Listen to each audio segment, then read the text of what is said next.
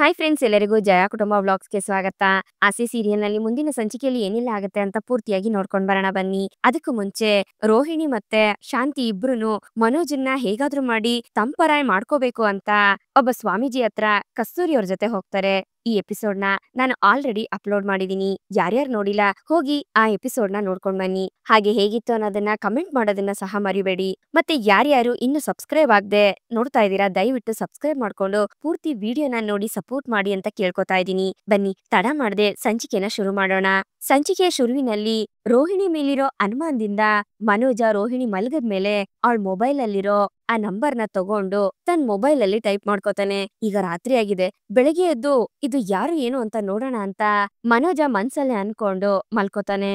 ರೋಹಿಣಿ ತಾನ್ ಮಾಡ್ತಿರೋ plan success ಆಗ್ತಿದೆ ಅಂತ ತುಂಬಾ ಖುಷಿ ಪಡ್ತಿರ್ತಾಳೆ. ಹಾಗೆ ನಗ್ನಗ್ತಾ ಮನೋಜನೆ ನೋಡ್ಕೊಂಡು ಅವಳು ಮಲಗ್ತಾಳೆ. ಈ ಕಡೆ ಬೆಳಿಗ್ಗೆನೆ ಎಲ್ರು ಕಾಫಿ ಕುಡಿತಾ ಕುತ್ಕೊಂಡಿರ್ಬೇಕಾದ್ರೆ ಅಲ್ಗೆ ನೀತು ಬರ್ತಾಳೆ. ನೀತುನ ನೋಡಿ ಶ್ರುತಿ ಕೋಪ ಮಾಡ್ಕೋತಾಳೆ. ಬನ್ನಿ ನೀತು ಅವ್ರೆ ಅಂತ ಮೀನಾ ಹೇಳ್ಬೇಕಾದ್ರೆ ಇವ್ರು ರವಿ ಹೋಟೆಲ್ ಓನರು ಅಂತ ಸೂರ್ಯ ಹೇಳ್ತಿರ್ತಾನೆ. ಬಾರಮ್ಮ ಒಳಗಡೆ ಅಂತ ರಂಗನಾಥ್ ಅವರು ಕರಿಬೇಕಾದ್ರೆ ನೀತು ಶ್ರುತಿ ಮುಖನೇ ನೋಡ್ಕೊಂಡು ಮನೆ ಒಳಗಡೆ ಎಂಟ್ರಿ ಕೊಡ್ತಾಳೆ. ಹೇಗಿದ್ಯಮ್ಮ ಅಂತ ರಂಗನಾಥ್ ಅವರು ಕೇಳಿದಾಗ ನಾನ್ ಚೆನ್ನಾಗಿದ್ದೀನಿ ಅಂಕಲ್, ರವಿ ಇದಾನ ಅಂತ ನೀತು ಕೇಳ್ತಾಳೆ. ಹೂನಮ್ಮ ಒಳಗಡೆ ಇದ್ದಾನೆ ಅಂತ ರಂಗನಾಥ್ ಅವರು ಹೇಳ್ಬೇಕಾದ್ರೆ ಸ್ವಲ್ಪ ಅವ್ರನ್ನ ಕರೀರಿ ಅಂತ ನೀತು ಹೇಳ್ತಾಳೆ. ಕರಿತೀನಿ, ನೀನ್ ಮೊದ್ಲು ಕುತ್ಕೊಳಮ್ಮ ಅಂತ ರಂಗನಾಥ್ ಅವರು ನೀತುನ ಕುತ್ಕೊಳ್ಳೋದಕ್ಕೆ ಹೇಳ್ತಾರೆ. ಯಾಕ ಅವನನ್ನ ಕರಿಬೇಕು ಅಂತ ಶ್ರುತಿ ಕೇಳ್ಬೇಕಾದ್ರೆ ಅದು ರವಿ ಹತ್ರ ಒಂದ್ ವಿಷಯ ಮಾತಾಡ್ಬೇಕಾಗಿತ್ತು, ಹಾಗೆ ನಿಮ್ಮೆಲ್ರಿಗೂ ಇನ್ನೊಂದ್ ವಿಷಯ ತಿಳಿಸ್ಬೇಕಾಗಿತ್ತು, ಅದಕ್ಕೆ ಬಂದೆ ಅಂತ ನೀತು ಹೇಳ್ತಾಳೆ. ನಮ್ಮ ಹತ್ರ ಮಾತಾಡೋದಕ್ಕೆ ನಿಮ್ಗೇನಿದೆ, ನೀವ್ ಎಷ್ಟೇ ಆದ್ರೂ ರವಿ ಕೆಲ್ಸ ಮಾಡೋ ರೆಸ್ಟೋರೆಂಟ್ ಓನರು ಅಷ್ಟೇ ಅಲ್ವಾ? ಅದು ಅಲ್ದೆ ಅವನಿಂದ ನಿಮ್ ರೆಸ್ಟೋರೆಂಟ್ಗೆ ಅಂತ ಹೇಳ್ಕೊಳ್ಳೋ ಅಂತ ಹೆಸರೇನ್ ಬಂದಿಲ್ಲ ಬಿಡಿ, ಎಲ್ಲ ನಿಮ್ಮಿಂದನೇ ಅಲ್ವಾ ನಡೀತಾ ಇರೋದು. ಅವನೇನೋ ಸುಮ್ನೆ ನಿಮ್ ಹತ್ರ ಕೆಲ್ಸ ಮಾಡ್ತಿದ್ದಾನೆ ಅಷ್ಟೇನೆ ಅಂತ ಶ್ರುತಿ ಹೇಳ್ಬೇಕಾದ್ರೆ ಸೂರ್ಯ ಯಾಕೆ ಮೈಕು ಈ ರೀತಿ ಮಾತಾಡ್ತಿದೆ ಅಂತ ನೋಡ್ತಿರ್ತಾನೆ. ಯಾಕಮ್ಮ ಶ್ರುತಿ ಈ ರೀತಿಯಲ್ಲೇ ಮಾತಾಡ್ತಾ ಇದೀಯಾ, ಏನಕ್ಕೆ ಅಂತ ರಂಗನಾಥ್ ಅವ್ರು ಕೇಳ್ಬೇಕಾದ್ರೆ ಅಷ್ಟ್ರಲ್ಲಿ ಶಾಂತಿ ಅಲ್ಲಿಗ್ ಬರ್ತಾಳೆ. ಅಯ್ಯೋ ನೀನಮ್ಮ, ನಾನ್ ಯಾರೋ ಅನ್ಕೊಂಡ್ಬಿಟ್ಟಿದ್ದೆ, ಹೇಗಿದ್ಯಮ್ಮ ಅಂತ ಶಾಂತಿ ಕೇಳ್ಬೇಕಾದ್ರೆ ಆಂಟಿ ನಾನ್ ಚೆನ್ನಾಗಿದ್ದೀನಿ, ನೀವ್ ಹೇಗಿದ್ದೀರಾ, ನನ್ಗೆ ಆಶೀರ್ವಾದ ಮಾಡಿ ಅಂತ ನೀತು ಶಾಂತಿ ಕಾಲ್ಗೆ ಬೀಳ್ತಾಳೆ. ಅಯ್ಯೋ ನೀನ್ ಚೆನ್ನಾಗೇ ಇರ್ತೀಯ ಬಿಡಮ್ಮ, ತುಂಬಾ ಚೆನ್ನಾಗಿ ನಿಮ್ಮ ಅಪ್ಪ ಅಮ್ಮ ನಿನ್ನ ಬೆಳೆಸಿದ್ದಾರೆ ಅಂತ ಶಾಂತಿ ನೀತುನ ಹೊಗಳ್ಬೇಕಾದ್ರೆ ಹಲೋ ಇವಾಗ ಇಲ್ಲಿಗೆ ಯಾಕೆ ಬಂದಿದ್ದೀರಾ ಅಂತ ಸ್ವಲ್ಪ ಹೇಳ್ತೀರಾ ಅಂತ ಶ್ರುತಿ ಸಿಟ್ಟಾಗಿ ಹೇಳ್ತಾಳೆ. ಅಯ್ಯೋ ಶ್ರುತಿ ಏನು ಅಂತ ಕೇಳೋಣ ಇರಮ್ಮ, ನಿಂತ್ಕೊಳಮ್ಮ ನೀನ್ ಫಸ್ಟ್ ಅಂತ ಶಾಂತಿ ನೀತುನ ಕೂರಿಸ್ಕೊತಾಳೆ. ಅಷ್ಟ್ರಲ್ಲಿ ರವಿ ಅಲ್ಲಿಗೆ ಬರ್ತಾನೆ. ಹಾಯ್ ನೀತು, ಯಾವಾಗ ಬಂದ್ರಿ ಅಂತ ರವಿ ಕೇಳ್ಬೇಕಾದ್ರೆ ಇವಾಗ್ಲೇ ಬಂದೆ, ಒಂದು ಗುಡ್ ನ್ಯೂಸ್ ಹೇಳ್ಬೇಕು ಅಂತ ನಾನ್ ಇಲ್ಲಿಗ್ ಬಂದೆ ಅಂತ ನೀತು ಹೇಳ್ಬೇಕಾದ್ರೆ ಏನ್ ವಿಷಯ ಅಂತ ರವಿ ಕೇಳ್ತಾನೆ. ರವಿ ಆಕ್ಚುಲಿ ರೆಸ್ಟೋರೆಂಟ್ ಅಲ್ಲಿ ನೀವ್ ನನ್ಗೆ ತುಂಬಾನೇ ಹೆಲ್ಪ್ ಮಾಡಿದೀರಾ, ನಿಮ್ಮಿಂದ ನಾನು ತುಂಬಾನೇ ಕಲ್ತ್ಕೊಂಡಿದೀನಿ ಅಂತ ನೀತು ಹೇಳ್ಬೇಕಾದ್ರೆ ಏ ರವಿ ಇದನ್ ಕೇಳೋದಕ್ಕೆ ನನ್ಗೆ ತುಂಬಾ ಖುಷಿ ಆಗ್ತಿದೆ ರೀ, ನೋಡ್ರಿ ನಮ್ ಮಗನ್ ಬಗ್ಗೆ ಎಷ್ಟೊಂದ್ ಹೊಗಳ್ತಿದಾಳೆ ಇವಳು ಅಂತ ಶಾಂತಿ ಹೇಳ್ಬೇಕಾದ್ರೆ ರವಿ ಖುಷಿ ಪಡ್ತಿರ್ತಾನೆ. ಆದ್ರೆ ಶ್ರುತಿ ರವಿನೇ ಗುರಾಯಿಸ್ತಿರ್ತಾಳೆ.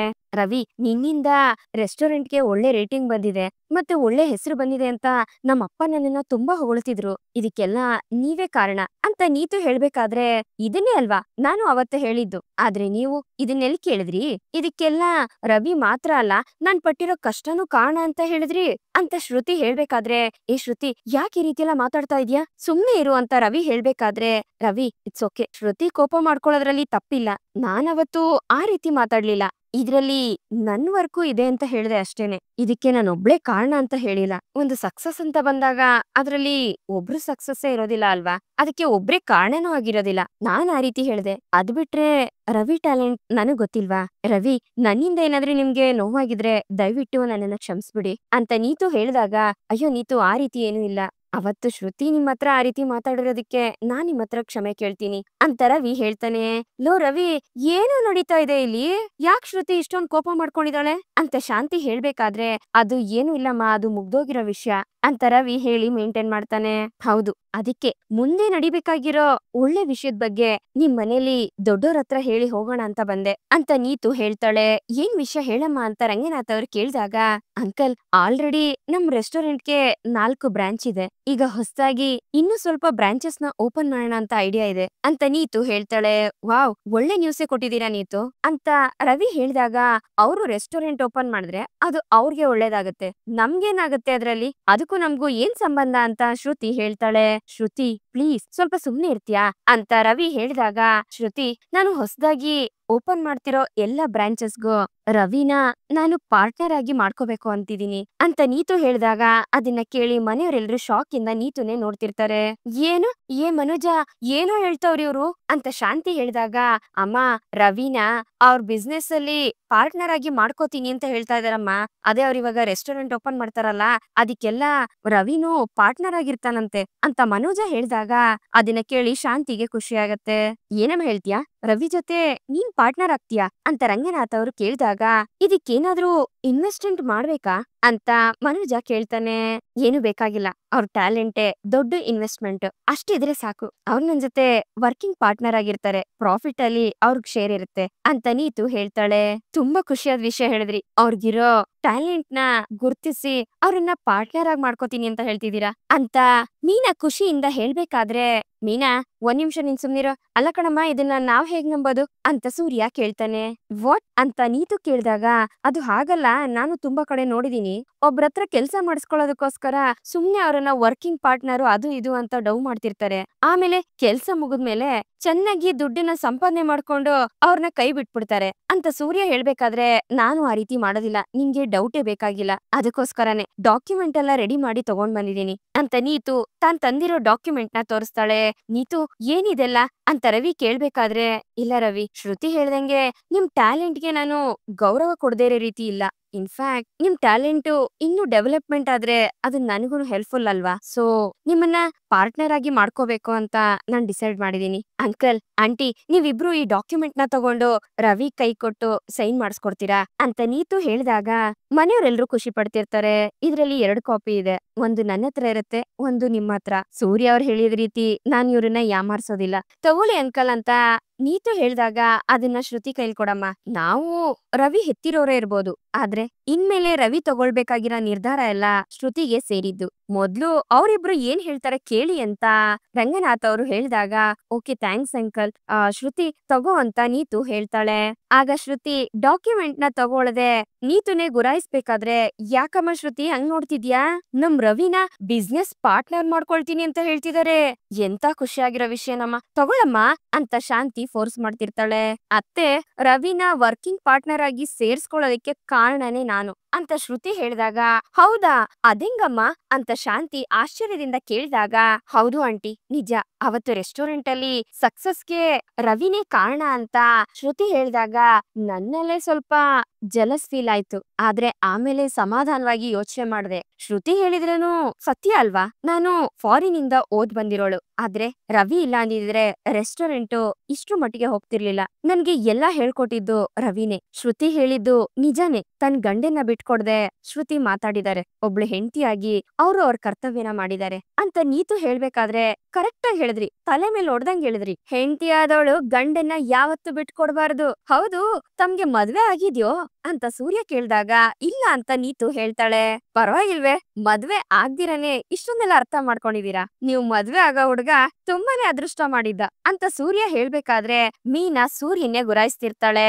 ಅದ್ರ ಬಗ್ಗೆ ನಾನಿನ್ನು ಯೋಚನೆ ಮಾಡಿಲ್ಲ, ಬಿಸ್ನೆಸ್ ನ ಡೆವಲಪ್ಮೆಂಟ್ ಮಾಡೋದ್ರ ಬಗ್ಗೆ ಅಷ್ಟೇ ನನ್ಗಿವಾಗ ಕಾನ್ಸಂಟ್ರೇಟ್ ಇರೋದು. ಕರ್ನಾಟಕ ಪೂರ್ತಿ ಫ್ರಾಂಚೈಸಿಸ್ ಕೊಡ್ಬೇಕು ಅನ್ಕೊಂಡಿದೀನಿ, ಆದಷ್ಟು ಬೇಗ ಇಂಡಿಯಾ ಪೂರ್ತಿ 100ಕ್ಕೂ ಮೇಲೆ ನಮ್ ರೆಸ್ಟೋರೆಂಟ್ ಇರ್ಬೇಕು, ಅದು ನನ್ ಕನ್ಸು ಅಂತ ನೀತು ಹೇಳ್ಬೇಕಾದ್ರೆ ಪರವಾಗಿಲ್ಲಮ್ಮ, ಇಷ್ಟು ಚಿಕ್ಕ ವಯಸ್ಸಿಗೆ ನಿನ್ಗೆ ಇಷ್ಟೊಂದೆಲ್ಲ ಆಸೆ ಇದೆ, ನೀನ್ ಖಂಡಿತ ಮುಂದೆ ಬರ್ತೀಯಾ ಅಂತ ರಂಗನಾಥ್ ಅವರು ಹೇಳ್ತಾರೆ. ಶ್ರುತಿ ಈ ಡಾಕ್ಯುಮೆಂಟ್ ಗೆ ಸೈನ್ ಮಾಡೋದಕ್ಕೆ ಹೇಳಿ ಅಂತ ನೀತು ಹೇಳ್ದಾಗ 1 ನಿಮಿಷ ಮಾತಾಡ್ಬೇಕು ನಿನ್ನ ಹತ್ರ, ಬಾ ರವಿ ಅಂತ ರವಿನ ಶ್ರುತಿ ರೂಮ್ ಕರ್ಕೊಂಡ್ ಹೋಗ್ತಾಳೆ.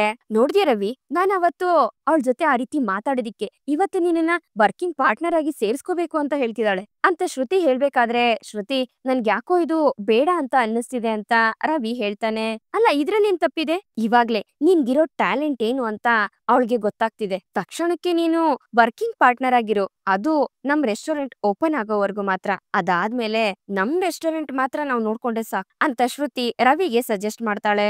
ಈ ಕಡೆ ಶಾಂತಿ ನೀತುನ ನೋಡ್ಕೊಂಡು ಖುಷಿ ಪಡ್ಬೇಕಾದ್ರೆ ರೋಹಿಣಿ ಯಾಕೆ ಇವ್ರು ಇಷ್ಟೊಂದು ಅವಳ ಹತ್ರ ಕ್ಲೋಸ್ ಆಗಿ ಮಾತಾಡ್ತಿದ್ದಾರೆ ಅಂತ ಅವ್ರ ಹತ್ರ ಹೋಗಿ ನಿಂತ್ಕೋತಾಳೆ.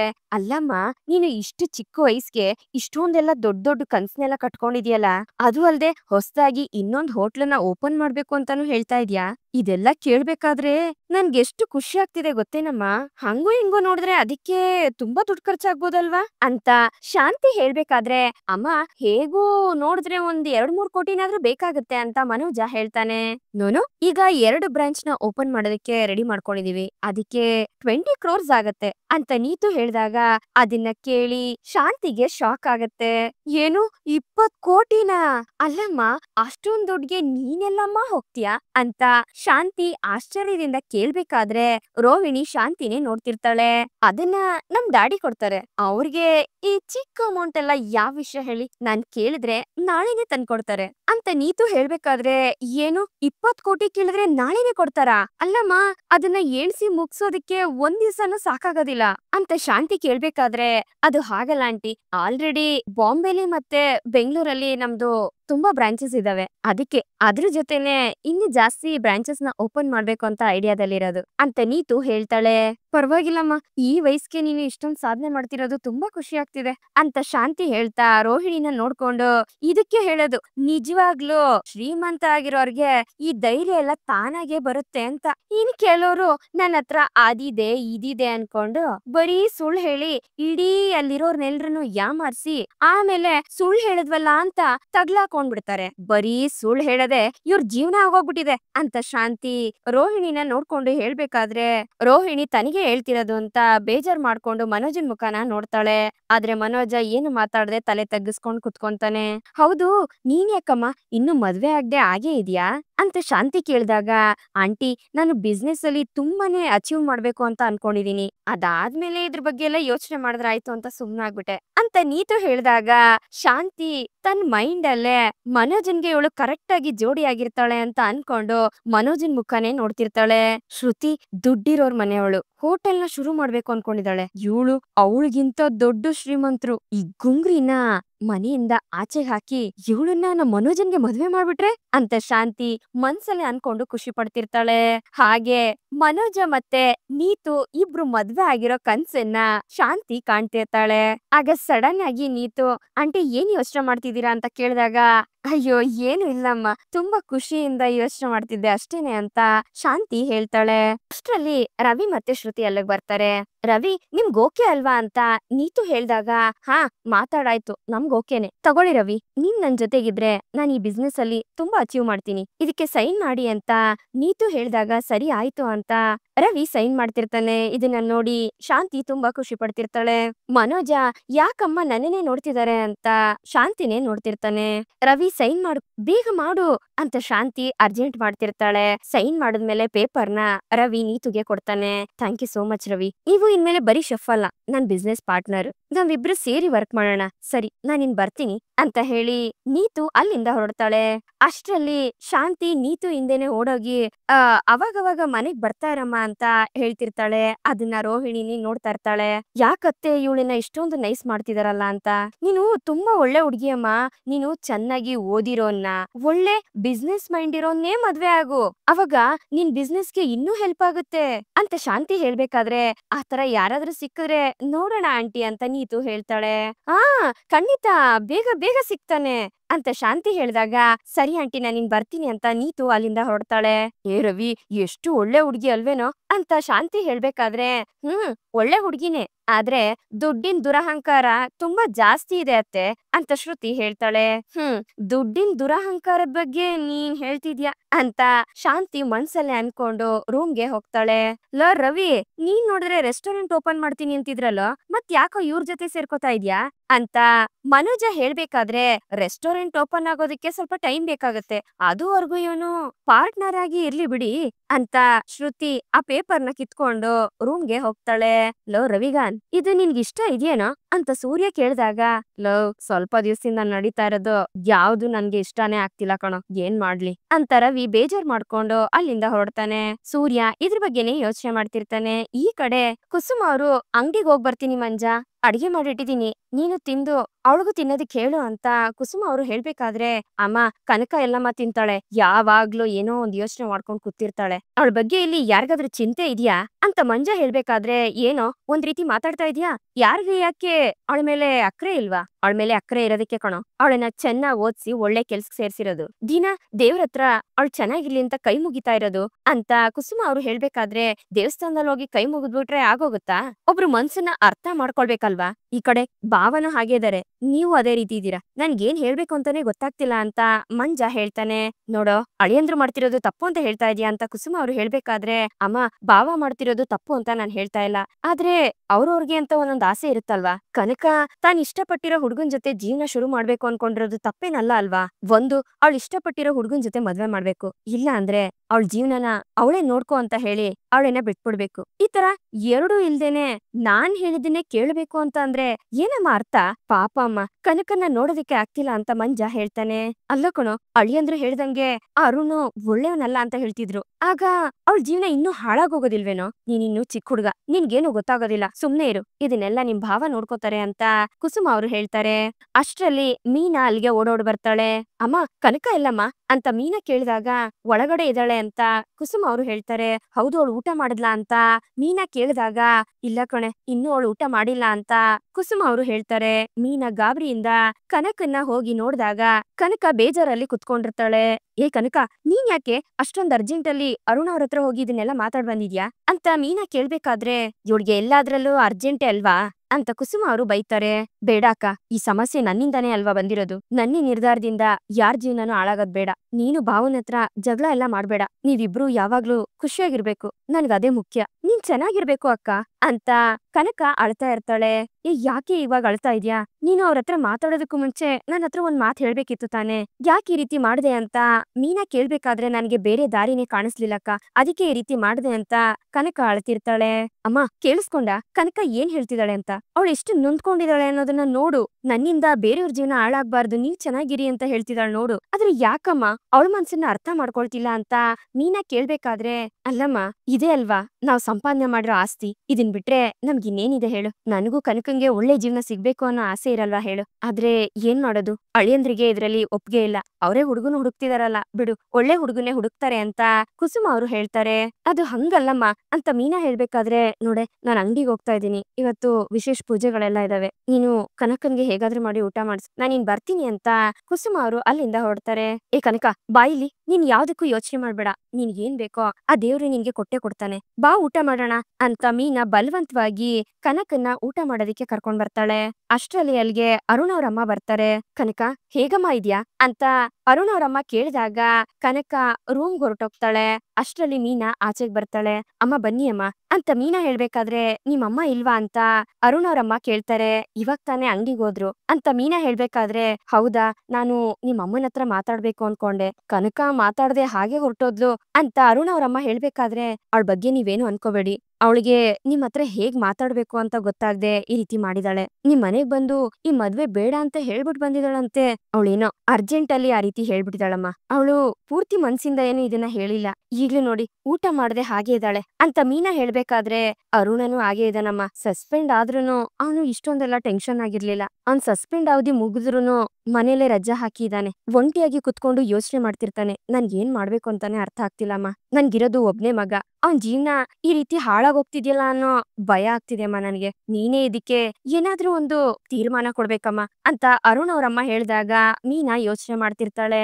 ನೀನ್ ಯಾವ್ದಕ್ಕೂ ಒಂದ್ಸಲಿ ನಿನ್ ಗಂಡನ ಹತ್ರ ಮಾತಾಡಮ್ಮ, ಅವ್ರೊಬ್ರು ಒಪ್ಕೊಂಡ್ರೆ ಸಾಕು, ಈ ಮದ್ವೆ ಆರಾಮಾಗಿ ನಡೆಯುತ್ತೆ. ಈ ಗಂಡ್ ಮಕ್ಳು ಕೋಪದ ಮಧ್ಯೆ ಸಿಕ್ಕಾಕೊಂಡು ಕನಕ ಒದ್ದಾಡ್ತಿದ್ದಾಳೆ, ಇಷ್ಟಪಟ್ಟವ್ರ ಜೊತೆ ನಾವಿದ್ರೇನೆ ಅಲ್ವಮ್ಮ ನಮ್ಗೂ ಅದು ಇಷ್ಟ ಆಗೋದು, ಆದ್ರೆ ಒಂದ್ ಮಾತಂತ ಹೇಳ್ತೀನಿ ಕೇಳು, ಈ ಜನ್ಮದಲ್ಲಿ ನನ್ಗೆ ಕನಕನೇ ಸೊಸೆ, ಅದನ್ನ ನಾನ್ ಯಾವತ್ತೂ ತೀರ್ಮಾನ ಮಾಡಾಯ್ತು, ಇಂತ ಒಳ್ಳೆ ಹುಡುಗಿ ನನ್ ಮಗನ್ಗೆ ಹೆಂಡತಿ ಆಗ್ಬೇಕು ಅನ್ಕೊಂಡೆ, ಈಗ್ಲೂ ಹೇಳ್ತಾ ಇದೀನಿ, ಈಗಿಂದೀಗ್ಲೇ ನೀವ್ ಅವಳನ್ನ ಕಳ್ಸಿದ್ರೆ ಅವಳನ್ನ ಹಂಗೆ ಕರ್ಕೊಂಡ್ ಹೋಗ್ಬಿಡ್ತೀನಿ, ಎಲ್ರು ಮುಂದೆ ಅವಳನ್ನ ಕರ್ಕೊಂಡೋಗ್ ನಿಲ್ಸಿ ಇವಳಿಂದ ನನ್ ಸೊಸೆ ಅಂತ ಹೇಳಿ ನನ್ ಮಗನ್ ಜೊತೆ ಮದ್ವೆ ಮಾಡ್ತೀನಿ, ಇಂತ ಒಳ್ಳೆ ಸೊಸೆ ಸಿಗೋದಿಕ್ಕೆ ನನ್ ಪುಣ್ಯ ಮಾಡಿದ್ದೆ ಅಂತ ಅರುಣ್ ಅವ್ರಮ್ಮ ಹೇಳ್ಬೇಕಾದ್ರೆ ಮೀನಿಂಗೆ ಅದರಿಂದ ತುಂಬಾ ಖುಷಿ ಆಗತ್ತೆ. ನೀನ್ ಹೇಗಾದ್ರೂ ಮಾಡಿ ನಿನ್ ಗಂಡನ ಹತ್ರ ಮಾತಾಡಮ್ಮ. ನನ್ ಮಗ ತುಂಬಾ ಒಳ್ಳೆಯವನು. ಅವ್ನ್ಗೆ ಹುಡುಗಿ ಹುಡುಕ್ಬೇಕು ಅಂದ್ರೆ ಎಷ್ಟ್ ಜನ ಹುಡುಗಿ ಬೇಕಾದ್ರೂ ಸಿಗ್ತಾರೆ. ಆದ್ರೆ ಕನಕನ್ ತರ ಹುಡುಗಿ ಸಿಗೋದಕ್ ಸಾಧ್ಯನೇ ಇಲ್ಲ ಅಂತ ಅರುಣ್ ಅವ್ರಮ್ಮ ಹೇಳ್ಬೇಕಾದ್ರೆ ಮೀನಾ ತುಂಬಾ ಖುಷಿಯಿಂದ ಕನಕನ್ನೇ ನೋಡ್ತಿರ್ತಾಳೆ. ಇಲ್ಲಿಗೆ ಈ ಒಂದು ಸಂಚಿಕೆ ಮುಗಿಯುತ್ತೆ. ಈ ಸಂಚಿಕೆ ನಿಮ್ಗೆ ಇಷ್ಟ ಆಗಿದೆ ಅಂತ ಅನ್ಕೊಳ್ತೀನಿ. ಇಷ್ಟ ಆಗಿದ್ರೆ ದಯವಿಟ್ಟು ಲೈಕ್ ಮಾಡಿ. ಹಾಗೆ ಹೇಗಿತ್ತು ಅನ್ನೋದನ್ನ ಕಮೆಂಟ್ ಮೂಲಕ ತಿಳಿಸಿ. ಮತ್ತೆ ಮುಂದಿನ ಸಂಚಿಕೆಯೊಂದಿಗೆ ನಿಮ್ಮನ್ನ ಭೇಟಿ ಆಗ್ತೀನಿ. ಅಲ್ಲಿವರೆಗೂ Tata, bye bye, take care.